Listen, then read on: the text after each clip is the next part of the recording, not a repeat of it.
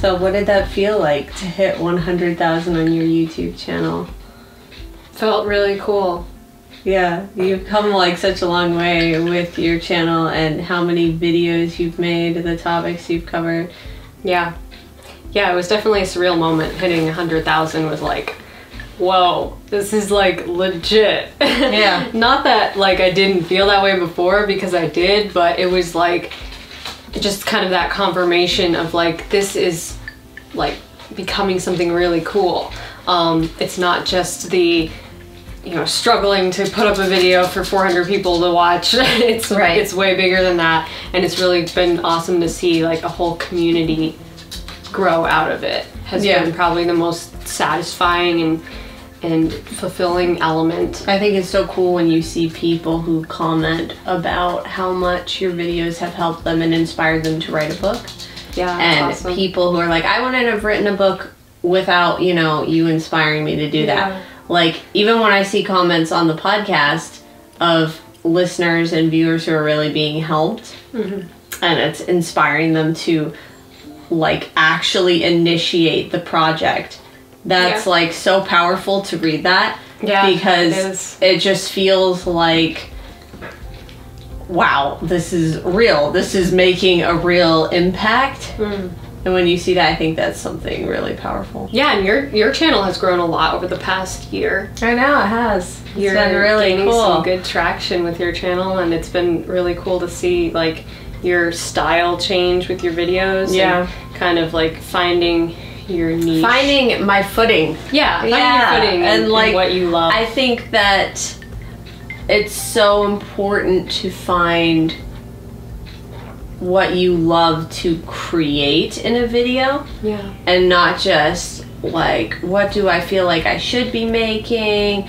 What kind of videos do my viewers want to see? And or like trying to cater to a certain audience. Right. Putting all of that aside and really getting down to the root of what do I love making? What kind of videos do I love making? And when you find that, I think that's what really actually causes people to enjoy your art, because that's really what it is I think a good video that really holds your attention and makes you want to learn more and draw closer to learn the fuller message of it is really the truest expression of that person's art form. Yeah. No. And loving I mean, it comes into play with like the endurance thing. Yeah. Or grit. Like if you're taking YouTube seriously, like my advice to new YouTubers or somebody who wants to get into YouTube would be that it has to be something that matters a lot to you, because if it doesn't, like, you just won't last for the long game. It will be like because you're just doing it for someone else. It has to be you're doing it for you too, not just so someone can see it and like it. That will automatically come if you're doing what you love. Because your audience, your people who are going to connect with you are out there already waiting to see you make videos you're passionate about. So that's been, for sure, you're right, it's a learning process, and it's been a journey to where I am now, and it's been really cool to just sort of see that unfolding in my own life. Also with the podcast, it's amazing to look at how many episodes we have of the podcast now.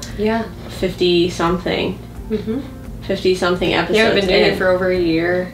And it's been really cool watching that grow, and the podcast was a good decision. Yes, it was, for sure. I'm excited for the future of it and everything, that all the good content we have still to come. That we've been planning.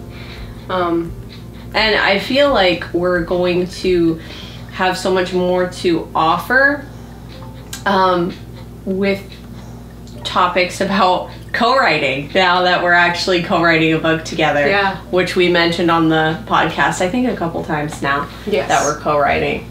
Yeah. But that's going to be so much fun. And like some of you know, because you've heard us talk about on the podcast, that we've co-written a few things in the past, back in the day. Yeah. And now here we are doing it again on a way like larger scale. Yeah, I mean, like more organized. the difference in our process now is like very different. Yeah, for sure. But it's gonna be cool to share that experience. Hi, Dog.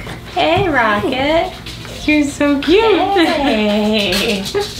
Yeah, I remember when we first started co-writing books together, it was like the most non-streamlined process. Yeah. How you would write one chapter in a Word document and then like save it to I would burn it onto a CD, right? Yeah. And then I think you just save it on the CD like as a hard drive, and then you would give it to me, and then I put it in my computer and write a chapter and put it on there. I think that was like our only copy of it too, which is so frightening. Which I was like, oh, this is really high tech and safe because we have it saved on an external thing. One CD. One CD that could easily be broken. Yeah, broken or lost. It was kind of a scary process, but surprisingly, it worked. Those books were kept intact and rewritten. A little bit more of a streamlined process now. Yes, for even sure. though I do sharing Scrivener projects and all of that fun. Right. Yeah, even though I do get scared still sometimes with saving stuff into different projects, and it's like, do you want to overwrite this?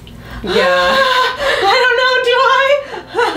Just make a ton of backups. That's my philosophy. Right. Just make more backups than you need. So we haven't shared a lot about it, and we're not going to yet, but this is a very different... Early days, for sure. But this is a very different type of genre than what you normally write. Yeah, it is. It's definitely new territory for me. But I'm really enjoying it so far. And I can tell I'm going to enjoy writing more of it because I've really enjoyed like the outlining process, and that's usually where I figure out like, do I like the vibe of this? Right. Because outlining to me almost feels like writing it. Like you're kind of experiencing the flavor and the tone and the genre and all of it, even before you write the actual first draft. So I've really been enjoying it so far. So I think that's a good indication of feeling comfortable with it. Right. And wouldn't you say that writing different genres helps keep you sharp as a writer? Yeah. Because you're having to do like different things, different techniques, different flavors and vibes that you're not normally used to doing. Yeah. And I've always admired that too in other writers, that their ability to do that, and have never felt like, oh, they should, I know some people like publish under different pen names for different genres. I personally am not going to do that with my own writing because I think it's kind of cool to just put yourself out there as like, yes, I'm trying all these different things. I personally find that really admirable in an author and also in other artists like musicians. I know sometimes musicians get like flack for putting out a new album that like sounds different than their old stuff. But to me, it's like, that's cool because they're trying new things and they're being adventurous and bold rather than like, oh, I'll just stick with what's safe and like do the same thing but different. Like, yeah, that can be good, but it's also good to like follow your creative inclination. Yeah, and I think for every person who would be bummed out about, oh, this isn't like your old stuff or whatever, there's also a bunch of people who are excited about you trying a new thing. Right. You know what I mean? Exactly. Like, if your favorite author released, your favorite sci-fi author released a historical fiction, most likely you'd be really interested to see, ooh, how do they tackle that? Yeah, exactly. I would be definitely interested in seeing that. So, yeah. I think it'll be fun. It'll be cool to work on something that, it's a little bit more in your genre, a little more in your wheelhouse, but it's still, I think, different than what you've been writing for a while. It is different because I would say that this has more of like almost, action. I'm trying to avoid spoilers. It's so hard. I know it is, but like more action, right? Adventure, mystery, in the real world. And even though it might fall under urban fantasy, it's not in the same way. Because what I've written for the past few years has been more in the vein of urban fantasy that includes paranormal elements and like more deeper fantasy, spiritual elements, and this is a very different flavor. I think it definitely has a different flavor. But it will be cool because you're definitely bringing like more experience in this genre and than me. You're bringing more experience in plotting and planning and outlining. So I think it's a good combination. It is, and I think it's gonna be really interesting to see what our writing is like blended. What will be really interesting is seeing what people think about our writing together and just the experience of that, because that's going to be quite different than reading a book written just by me or a book written just by you. It's going to be its own experience. Yeah, for sure. It'll be also interesting, I think, with character voice. Yes. Because that's something that I've always thought, because the way we're doing it is Katie's writing a point of view, I'm writing a point of view, and there are 2 alternating point of views. Well, there are more than 2, but we'll get into that some other time. We'll get into that some other time. But the point is, like, we kind of each have a main character, so it's interesting because the character voice will, like, definitely just by default be different. Like, you know, it will feel like its own flavor. I'm so glad we did it that way, because I think it's such a unique and fun way to write, because you really get into the skin of that character, and the other character is literally another person writing it. You know what I mean? You don't have to like switch back and forth. Exactly. You're not like, okay, you know, I have to put on, you know, this cap now. It's like literally another person. And so when we're even brainstorming it, it's interesting because it's like, oh, well, would he say that? And you're like, you know, you can say from your own perspective because you are that character. Yeah, exactly. So cool. It's really interesting. Yeah. It is. I'm excited for people to experience it. Me too. Yeah, I think it's gonna be awesome. Do you want to talk about how you finished your book?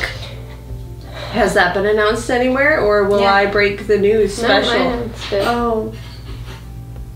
Everybody knows about its old hat. Is it really? Wow.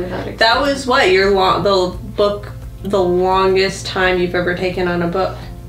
Wow. Yeah, it was like a year and 3 months. That's like what it took me. It took me around a year to write Worlds Beneath. Well, that was a hefty book.